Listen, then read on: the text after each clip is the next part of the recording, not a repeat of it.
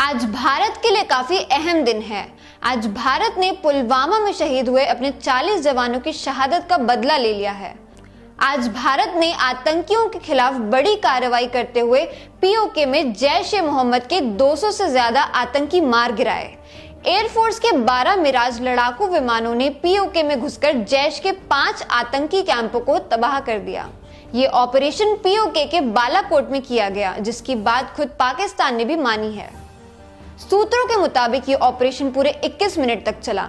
इस दौरान पाकिस्तान चाहकर भी भारतीय जेट्स पर हमला नहीं कर सका। दरअसल पाकिस्तान ने इंडियन एयरफोर्स को रोकने के लिए F-16 विमान का इस्तेमाल किया था, लेकिन भारतीय वायुसेना की फॉर्मेशन के सामने पाकिस्तान का F-16 विमान कुछ नहीं कर पाया और उसे वापस जाना पड़ा।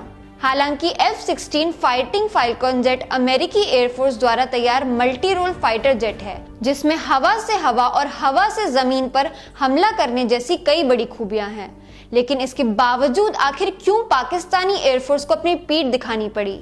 इसकी वजह है भारतीय सुरक्षा विभाग की पुख्ता प्लानिंग।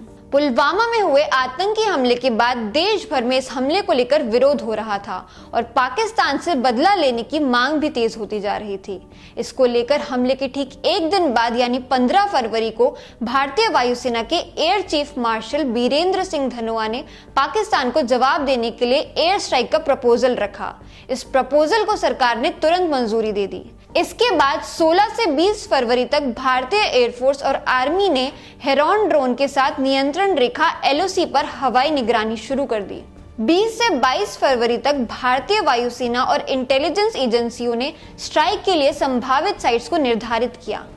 21 फरवरी राष्ट्रीय सुरक्षा सलाहकार अजीत डोभाल की ओर से एयर स्ट्राइक के लिए लक्ष्य को निर्धारित किया गया। 22 फरवरी को भारतीय वायुसेना के 1 स्क्वाड्रन टाइगर्स और 7 स्क्वाड्रन बैटल एक्सिस को स्ट्राइक मिशन के लिए एक्टिव किया गया। इसके अलावा मिराज स्क्वाड्रन मिशन के लिए 12 जेट चुने गए।